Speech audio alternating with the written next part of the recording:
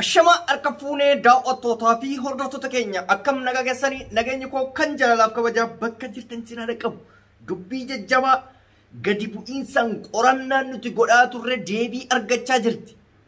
Iccitii cimaa dho'isaa akka dhukkubaatti garaa keessatti qabatamee ture gadi baasisiifneetiin jirra. Ammas guyyaa har'aa viidiyoo haaraan isiniif qaba. Viidiyoon haaraan isiniif qabu. Jaala qabsoo Jaal Kamaal Heboo yeroo inni wareegamu bira jiruu fi yeroo wareegame booda eessatti awwaalame awwaalli isaa immoo achii baafamee eessa geeffame kan jedhu irra gahamee jira. Kuni kan ta'ame dhiibbaa sooshaal miidiyaan godhame. Waca isin kaleessa gandummaa jettan sun dhugaa isaa gadi baastee jechuudha. Argite? Dhiibban tokko miidiyaa kanarra yookaan biyyattii tanarra yoo hin jiraanne wanti hundi cal'ifamee dabarfama. Garuu dhiibbaa gooneen yoo xiqqaate ajjeefamuu Jaal Kamaal Heboo akka amanamu taasisne eessatti akka ajjeefamuu barree jirra. Akkasumas eessatti awwaalame eenyu awwaale awwaala san keessaa baasee eenyu iddoo jijjiire kan jedhu irra gahamee jira jechuudha. Jaala qabsoo isaa kallattiidhaan yeroo inni haasa'u irraa kan waraabame. Egaan viidiyoo san isiniif hin gadhiisa. Viidiyoo akkaataa itti wareegamuu isaatii fi akkamitti akka du'ee fi eessatti akka awwaalame san osoo isiniif gadi hin dhiifne jalqaba irratti waan dubbadhu tokkotu jira. Namni jaalli isaa kan nuuf hime yookaan ajajaan isaa kan dubbate waa lama hubannee jirra. Inni tokko arrabsoo irraa fudhanne, inni tokko immoo dhugaa irraa baranne jechuudha. Maal inni Jaal Sabaa'if yookaan ajajaan isaa yookaan jaalli qabsoo isaa miira keessa galee gaafa dubbatu argine. Miira keessa wanti nama galchu tokko jiru jaala kiyya. Qabsoodhaaf bosona seente, dhugaa sabaatiif bosona seente, gaafii uummanni sabaa si gaafate lolaan osoo hin taane kabajaan deebisutu sirra ture jechuudha. Sababni isaa wanti nu mootummaa abbaa irree jennee Abiyyiin abaaraa jirruuf gaafii mirgi uummanni seeran gaafate rasaasa waan deebisuufi. Atillee gaafii uummanni nagaan si gaafate nagaan deebisuu osoo dandeessu loltee dallantee harroota sadarkaa jettu bira geessee isumaayyuu saba ofii irraa dhalatte saba ofii dhalatte qofa osoo hin taane naannoo ofii irraa dhalatte irraa deebitee afaan akkasiis irraa ba'uun akka hooggansaatitti sadarkaa kee gabbuusaa jechuudha. Namni kuni gabrummaa yookaan bosona keessa ta'ee deebii gurguddaa hangana ga'u deebii humnaan roorrifamte sanuu sababa dhiibban godhameef yookaan nuuf deebisu taate osoo bilisoomee aangoo mootummaa kan qabatu taate maal akkasii go'u tilmaamuun sin dhibuu jechuudha. Kanaaf hooggantoonni ol aanoon warroota ajaja gootanii yookaan aangoo itti kennitanii ajaju kana miiran osoo hin taane tasgabbiidhaan akka ajajuuf akka masakuuf gorsa kennaafi nuti kan mootummaa qeeynuuf mootummaa waan jimma dhalateef miti mootummaa waan gara biraatti dhalateef miti. Waan tasgabbii dhiisee rasaasan deebii nu deebisuuf amma kun rasaasan garaagarummaan qabu arrabni sababa Jaal Kamaal Hebootiif deebiin nu deebi'e harki caalu arrabaa jechuudha. Yoo akkas taate bar mootummallee ittuma jira. Mootummaan ilaa ammaa akka sareetti kan xiqqeessinee ittiin gaafii gaafannee waa meeqa jennu nu arrabsee hin beeku. Garuu dhaabni nu deeggaru dhaabni nu jaallannu gaafa deebii fokkotaa akkanaas deebisu qaanyiidha isaafuyyuu. Hooggansa ta'e Jaal Sabaa'if jechuu barbaadetti sagalee isaa sin dhageessa hundi keessan ofii taasisabdan. Hoogganni tasgabbaa'ee haasa'a. Rabbiin isin qabe maaliin isin qabe hin jedhu. Tasgabbiidha yaa saba keenya. Kan akkanaatu akkana ta'a. Akkanatu nu mudate akkana nuuf ta'a jedhama malee akkana taatanii akkana isin harroota maalii diinaa fudhatan ajandaa diinaa ka jettu Jaal Sabaa'if. Jaal Kamaal Heboo ajjeefamuu raayinetiniini ajandaa diinatti hayyee. Diinni Jaal Kamaal Heboo isin irraa du'ee jedhee nutti meeti. Isin awwaaltanii dho'isitanii jennaan dhugaa isaa baasuuf isinitti iyyine har'a maal akka ta'e keessatti akka awwaalame isin himsiifne kun. Abbaata si'ii miti jaalmarroo iyyuu himsiifnaa jechuudha. Yoo haqa barbaacha ta'e. Kun dhugaa hojjetu. Dhiibbaa nuti odoo isin irratti godhuu baannee du'uusaatu amanaan jirtan isin. Ammoo bilbila keenya barbaadatanii nutti bilbiltanii kan jetteef isinitti bilbilleetiin jirra. Suuta baatii 2-3 keessatti qulqulleeffannee isinitti himna jette. Sagalee viidiyoo waraabame qabnoo barbaanne kanas gadhiifna nuti. Bilbillee jirra yaa saba. mee hundaafuyyuu waan tokko isinidhaaf viidiyoo isaa kana dhaggeeffadhaatiniin haga daqiiqaa dhumaatitti achi booda waan inni jedhee fi waan nuti bilbilaan jechaani turre wal bira qabne isin dhageessifna ragaa wajjiniin jechuudha. Deebii isaan nu deebisuun itti gammannee jirra waan gaariidha. Garuu keessatti jechoota daddarboo tokko darbachuu isaa immoo akka hooggansaatti osoo hin taane akka abbaa irreetitti ilaallee jechuudha. Kanaaf viidiyoo isaa kana dhaggeeffadhaa viidiyoo isaa booda deebii isaa mootu an isiniif ilaalla. Ustaaz Kamaal Heebboo arda isin batanii wareegamuu isaa afaan kiyyaa miidiyaa irra na haasofsiistan kana gaafa sana wareegama isaa dhoksuuf diinni wareegama isaa argee nutti gammadin jechuuf jaallan guyyaa guutuu lolarra oolte sa'aatii 9 haga sa'aatii 1 lolarra turanii isa awwaaluuf baasanii awwaala sana midhaasanii akka diinni hin argine godhuuf yoo xiqqaate haga halkan keessa sa'aatii 7 olii waraanni kun ifaa jeerre ture jechuudha. Rabbiin maal isiniin jedha ummata kana? Maal isiniin jedha rabbi jala deemtanii rabbi jala teettanii waan hubatamuu qabu maanan gaafanne maanatti nam bilbil miidiyaan rabbaate maa iyyita miidiyaan rabbaate maa diina faana sirbita hoogganni naannoo sanii bilbila isaa nuu kenna waan akkasiitu dubbatamaa jira adda baafanne maaf hin jenne waan nama ajaa'ibu waan nama dhibu har'a yoo viidiyoo suuraa poolisoota gaafa sana boojinee maxxansine bifa fuula isaanii kalarii jijjiirtanii inni isa kana jettanii dubbattan ceerri haga kana caaleen jiru jechuudha. Nu ceersitanii jechuudha. Dhugaa isinitti himaan. Ceera guddaadha jechuudha. Mataa gadi nu qabdan hamilee nu cabsitanii jechuudha. Gaafa suurri viidiyoo diinaa dhufee kalariin jijjiirame inni kana jedhamu akka ajandaa diinni bocee maa nu banne. Haga ammaa sa'aatii kanaatti namni nu banne jira. Namni mee addanuu haa baasuu isa nu dubbisaa jedhu jira jechuudha.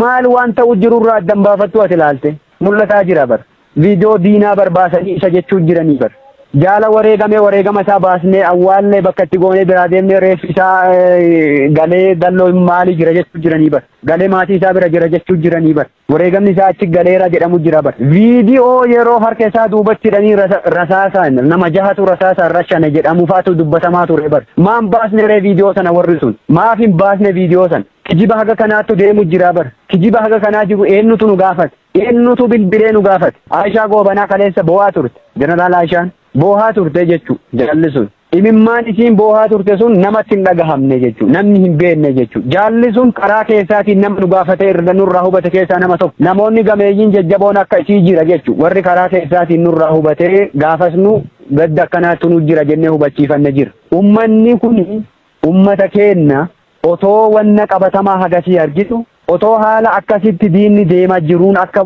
ajandaa diinni bocee otoo argitu wanni isin taatan mataanuu cabse rabbii jala deemtanii wareegama jaal Kamaal Heebboo xureessitan lammaffaa Kamaal Heebboo waan amantaa musliima ta'eef ajjeesanii jettan waan arsii ta'eef du'ee jettan ana amantaa kiyyan beeka eenyuyyuu fakkeessaa fi miti bar waggaa waggatti gaafa iida kabajinu suurri kiyya ka sooshaal miidiyaa irra hin jiru fakkeessaaf maxxansaan turre bar gaafasiyyuu akka diinni ummata kana karaa amantaatiin dhaaba kana jibbisiisuuf yaalii cimaa inni godhaa ture beenna beektanu addi bilisummaa Oromoo amantaa kamuu maxxanfatu kamiyyuu ammoo hin jibbu kabajaan amantaa kamiifuu godhama dhaaba keessatti namni kamuu amantaa isa kaleessa mana isaatti qabu as keessatti hin qaba hin geggeeffata namni isa dhooggu hin jiru fakkeessiif nu argaa fi miti ka maxxansaa turre suura sana beekta argaa turtan ture suurri miidiyaa kana guutuurra jira suura miidiyaa irra jiru kiyya otoon taane waraanni bilisummaa Oromoo yeroo hunda yoo inni hiriiree saffaa guutee salaatu argaa turtan jedhan maaliif kun ajandaa diinni boceen sirbuun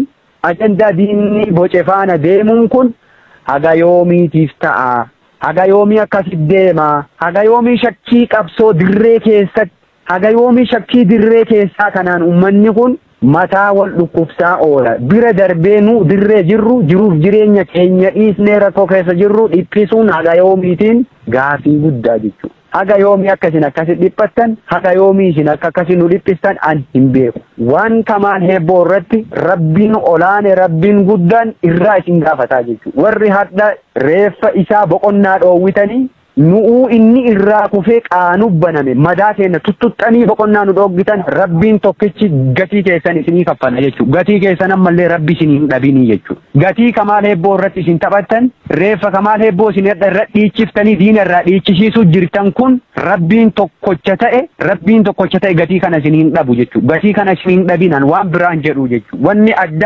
Wanni addaa wanni an isinii dhiheessee isin itti amantan injiraatin yoo barbaade Kamaal Heebboo lolarra wareegame lolee wareegame nabiraa wareegame hoggana isaatiin dirree sanaan jiraachuu miti otoo dirree biraa jiraadhe otoo bakka biraa battala biraa jiraadhe otoo godina biraa keessa jiraadhe godina lolli sun itti ta'eyyuu jiraachuu baadhe wanna Kamaal keessa jiru guyyaaf daqiiqaan quba qaba jechuudha warri adda miidiyaa kanarra bahee iyyaa jiru akka wadala harree baroodu jiru kun warra Kamaal eessa akka jiru waraanni bilisummaa Oromoo eessa akka jiruu fi maalirra akka inni jiru maal keessa akka inni oolu hin beeknetu iyyaa jira jechuudha. Warra eessa jirraa kenna quba hin qabnetu iyyaa jira jechuudha. Warri eessa akka jirru quba qabu akkasi boo'u jira miidiyaa gubbabba'ee.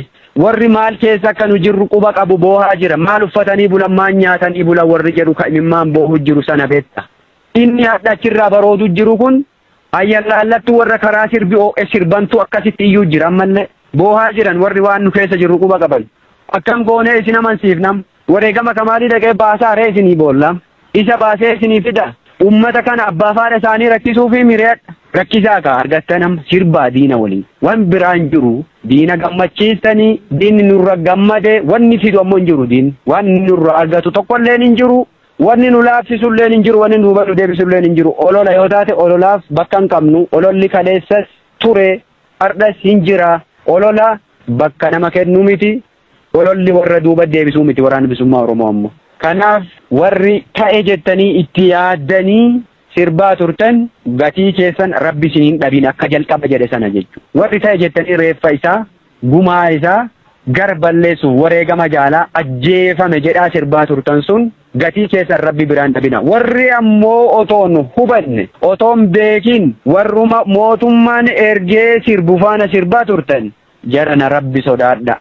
Rabbii isin uume rabbii tokkocha salaattaniif sana sodaadha. Jaalli shaahideedha kukuffisee kufe guyyaa sana. Baasnee harka kennaan bakka sunii awwaalanne. Iddoo kenne sanatti quufuu dadhabnee eega achii deemne lammaffaayyuu achi deebinee baafannee awwaalanne. Adda abbaa faati kenna firoottan kenna deeggartoonni kenna onneen gubatu bor awwaala isaanii arguu danda'a yoo nu duuneyyuu. Dhalootaaf himnee dabarra. Dhaloota qabsiifnee mallattootti goonee bira darbinee jirra. Godaannisa uummanni keenya qabaaf akkas godhuu jira. Kadirree irratti waraabessi nyaate meeqatu jira jaallan keenya kabaafannee awwaalanne dhiisi. Wareegamni hin jennu barnuuti gaafa diinni wareegama keenya alarratti hin argin. Wareegama lammaffaa nu kaffalchiisan jalqabaan jedhu wareegama akkasitti nu dhoffannee akka nun argineef awwaalanne ifa nu dubbistanii jechuudha. Kanaaf gama Ustaaz Kamaal Heebboo jaal Kamaaliitiin rabbi jennatul firdoos isaaf haa hiruu waan jedhu waan biraa hin qabu.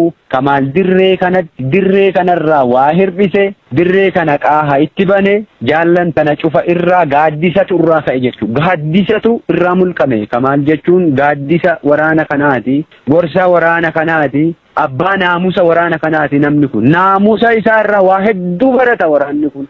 Jaallan bar waraana wareegameef hin boohani himimmaan boohaa fi turree bar. Kaaddaa fi xurumbaa afuuftuu miti qilleensa kanarra baate bakka jirru iyyuu kan beenu. Kanaafi warri irra deebi'ee ammallee warri shiira kan kalaqxanii ta'ema jettanii waraana kana diiguuf yaalii agasii gootan gatii keessan rabbi isinii haa kaffalu. Warri ammoo tolaan burjaajaa turtan haalli jiru kana fakkaata. Gama biraatiin waraana bilisummaa Oromoo bifa kanaan cabsina jedhee warri sirbaa jirtaniif sirbuufasii achillee jirtan wallaahi wabillaahi rabbitti isinii kakadhe waraana kana daqiiqaaf sekendiif duuba deebisu sadarkaa inni irra jirurra duuba deebisuu miti maayikiroo sekendiif sochoosuun akka hin danda'amne cimsitanii beekuuf hubachuu qabduu isiniin jedha.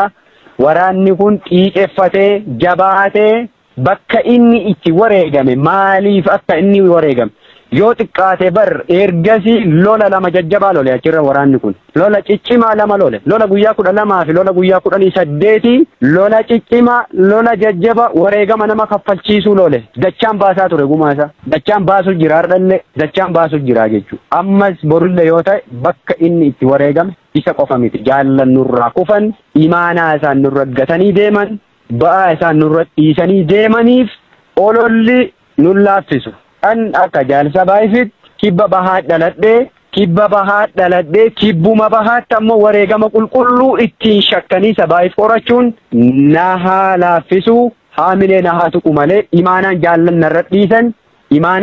narra dhiisan akka haamileen hin cabne na godha jechuudha. Na jabeessaa jechuudha. Deebi'ee uf komadhaan iyyuu gaafa aaree uummata kanaaf maaf qabsaahan jedhu iyyuu imaanaa jaallanna irra dhiisan sun akkam jedhee uf ilaala jechuudha. Bocni bocame kun ka uummata qulqulluu irraa maddee osoo hin taane ka warra mootummaan daabboo kennee fi erguu jiru ta'uu ufitti himaa jechuu deebi'ee. Aaree ka'ee wanna ta'e kana deebi'ee ufitti himee uf jabeessa. Ammas hin jajjabaanna kanarra cinnee argamna gumaa jaallan keenna dachaan baafna kibba baha Oromiyaa maqaa kaleessaa sana itti goona maqaa kaleessaa sana itti deebisna jechuudha. Akka kaleessaa sanatti dhaabbatee jabaatee waraanni kun lolee argita. Yoo xiqqaatee barbaatii 8-9 asii cibraa 3 horate waraanni kun. Waan tadha dibbeedhaan tuuddi wanni qilleensa irra baatee kijibdu kanaa miti beekta. Dheebotanii beelahanii daa'ima isaa afaan qabanii daa'imman isaa afaan qabanii warri hadha miidiyaa kanarra gangalatanii boohu jiran akkasiin nu dhabsuuf yaaluu jirtan kana hubatanii boohaa jiran kun beelahanii dheebotanii waraana kana hidhachiisanii jabeessanii bar sadarkaa kana biraan gahanii sadarkaa kana caalaa immoo jabeessuuf xiiqeffatanii hojjetaa jirani biyya keessaa falaan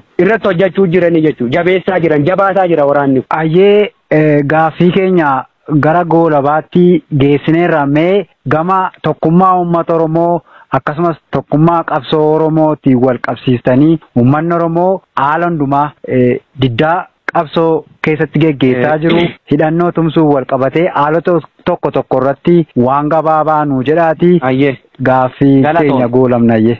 Gama tokkummaa uummata Oromootiin inuyyuu yoo duubanna deebisuu baate dhimma wareegama Ustaaz Kamaal Hebboo biratti waan tokkummaa uummata Oromoo sharafu hedduutu ka'aa ture jechuudha. Wallaggatti ajjeese, Ebalutu ajjeese, Harargeetti achi keessa du'e, Arsiitu maanii ta'e, Jinnitu akkana ta'e, Rabbi sodaadhaa dhiiroo. Nuti kabaaneef uummata Oromootiif Oromiyaaf qabsaa'u jirra. Biyya walaba taate Oromiyaa tarree addunyaa dhaabuuf qabsoo godhu jirra. Uummata Oromoo bal'aaf lolaa jirra. Oromoo keessaa dhalanne, gandaaf hin dhalanne, ollaaf hin dhalanne, ollaan beeknu, gandan beeknu, nu kabeennu Oromiyaati. Otoo gandaaf lolla ta'e, otoo kutaaf lolla taate. Maal gooti ijoolleen Arsii iddoo biraati. Maal gooti ijoolleen Shawaa ijoolleen giddu galeessa Arsii irra maaf loltee wareegamti. Ijoolleen Arsii maaliif Wallagga irra loltee wareegamti. Ijoolleen Harargee maaliif Boorana irra loltee wareegamti. Ijoolleen Gujii maaliif Arsii irra loltee wareegamti. Maaf wareegamu jiru. Jaallan godina biraa loltee kibba baa kana keessa wareegamaan turre. Lola gaafa 2021 keessa jaallan dirree irratti wareegamne gaafa lola kaambii eeban dhubboo lafa jedhamtu. Kagaafa kibba bahaa dhufee yoo baay'ate torbee tokko anin turii lola nurratti irratti jaallanii wareegamne dirree irratti uummanni kaasee awwaalle ijoolletan jaallan sun jaalli takka shagara Wallaggaati Arsiitti ajjeese maan jedhin Wallagga gaafas jaalli tokko Harargeen maatiin ajjeese nuun hin jedhin dirree gubbaa wareegamanii bar wareegama sana baafachuu dadhabnee gangalannee baanee bar iddoo sanarra deemnee galle bosonatti.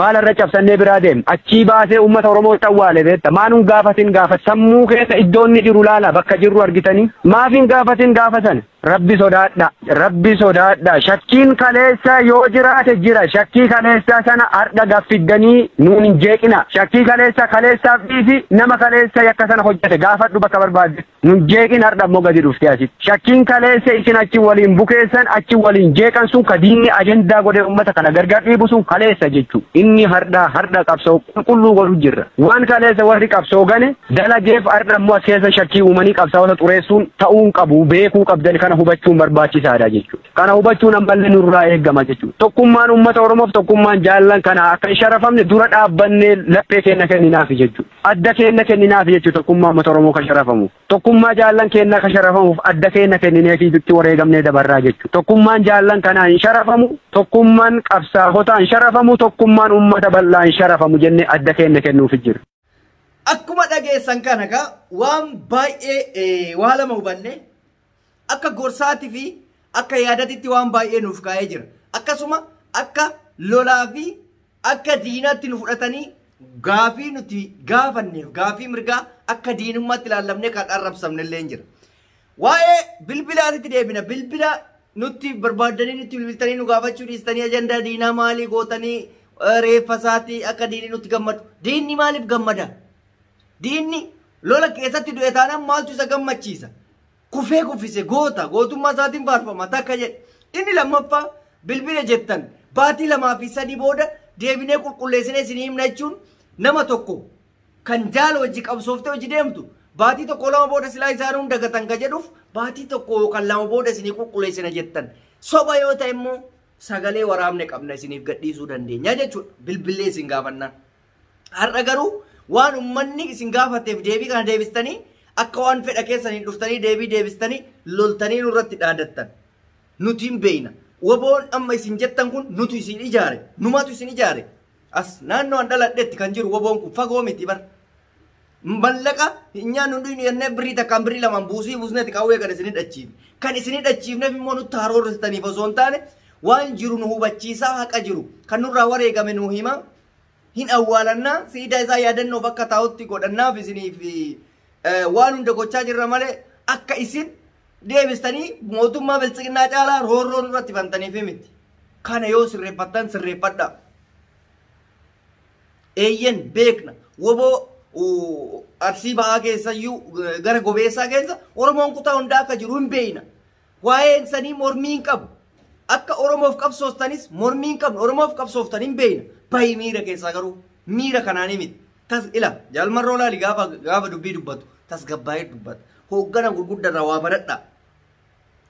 Hooggansa gara gadii har'aa sadarkaa kanatti yoo roorroo nutti goota gaafa aangoo argatte akkam akka nu gootu nama shakkisiisaa jechuudha. Kanaaf tas gabbaa'ee jaalsabaayif.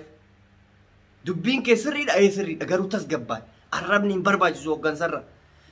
Olola diinatti wanni jedhamu hin jiru. Diinni wayitu nu keessee waan afarsine nutu afarsaa ture. Maalinni haqa namaa barbaadu haqa jaalkamaalee boo barbaadu kun hololaa miti. Haqa barbaacha gaafii mirgaati. Gaafii mirgaa har'aa miti gaafa bilisoomnellee ni gaafan. Gaafii mirgaa isin gaafattaniif deebiin kana jedhii dubbadhu bira darbi. Loluun hin barbaachisu. Abaaruun hin barbaachisu. Rabbiin nama qabuun hin barbaachisu. Haqa nama tokko barbaadu rabbiif maal nama qabsiisame? Eeyyen diina sirriidha diina wal qabdanii jirtan. Isinillee nullee isin wajji diina wal qabnee jirra. Har'a hidhannee qawwee deemuu habaannu malee wanti nu rasaasa isinii erginu sun akka waan isin keessa jirutti lakkaa. Rasaasni binnee takka takkaan isinii erginu. Siigalee. Kanaaf nuti gurra diinatti hin kennine. Osoo gurra diinatti kennine waan baay'ee dubbanna. Waa'ee namoonni tokko jira. Baay'isawee namoonni tokko jira. Namoonni ilaalcha dadhabinaa qabu kan kutaa namaa arrabsu kan woboo abaarullee hin jira. Nu woboo abaaraa hin jirru gaafii mirga gaafataa jirra. Ani woboo abaaraa hin jiru gaafii mirga gaafachaa jira. Hin gaafannallee of durattillee.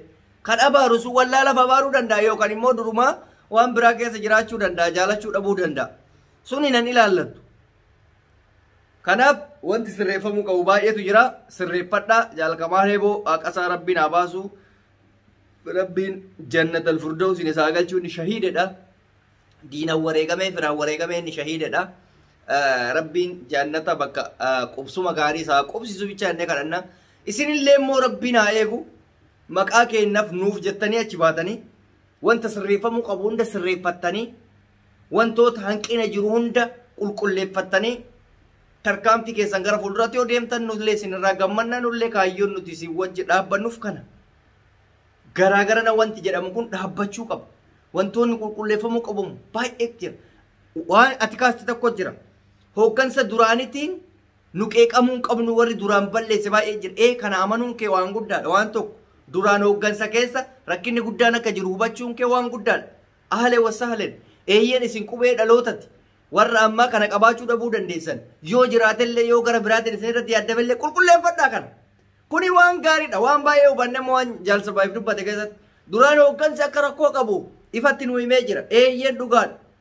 Kana dhiibban nuti haasaa turreef waan akkanaa kun akka ba'uuf. Hooggansa ammaa kana keessa hoo qulqullinni barbaachisaa yoo jiraate qulqulleeffachuu danda'uu qabdan. Karaa nagaa, karaa dhugaa, karaa seeraa san qabsaa'u. Wanta hooggantoonni kaleessa gochaa turan sanarra isinillee yoo deebistan sabni keenya rakkoo guddaa keessa galaa jechuudha. Kanaaf galatoomi ulfaadhu hundi keenyayyuu tasgabbaa'uun nu barbaachisa amma dhiibban nuti goone haqa tokko deebi'ee waan argatee jiruuf baay'ee bareedaadha kun. Dhiibban hangana faayidaa qaba. Namoonni gara biraa teessanii ija hin taane nu ilaalaa turtan argitanii bu'aa nuti qabsoofneef deebii isaa dhiyootti akka deebi. Silaa eenyu gabbayee akkana ta'een akkana ta'e akkatti wareegame bakka kanaatiin jedhee nuu hima. Kana adda baafattanii jirtanii galatoomaa ulfaadhaa nagaan naa tura.